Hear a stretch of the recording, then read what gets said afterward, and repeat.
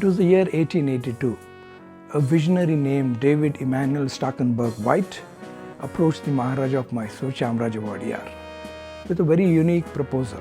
White, the founder of the Anglo-Indian Association, dreamt of creating a self-sufficient village for the Eurasian and the Anglo-Indian communities.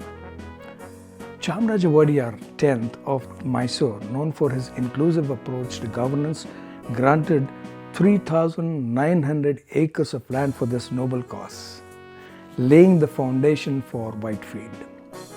His decision to grant land specifically for the Eurasian and the Anglo-Indian community showcased his commitment to diversity and his support for a vision of David Emanuel White.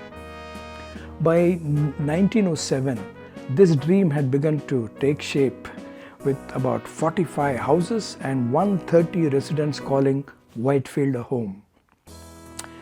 The transportation those days was through bullock cart. In those days, reaching Whitefield was an adventure.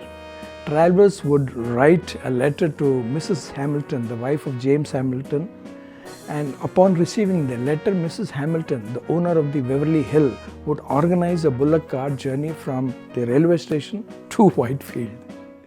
The trip cost 8 annas, a considerable sum of money at that time.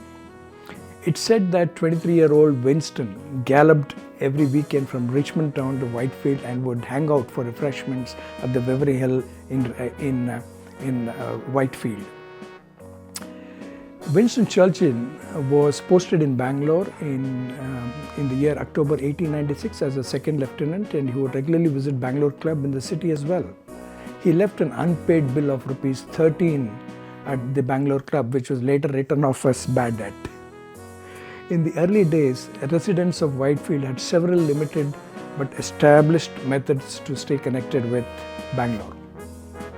A railway station connected Whitefield to Bangalore. 2 buses, E37 and E38, ran between Whitefield and Shivaji Nagar, though missing these meant waiting for several hours or staying back in Bangalore.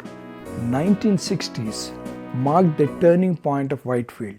Public sector companies began establishing themselves in this area, setting the stage for the following IT boom.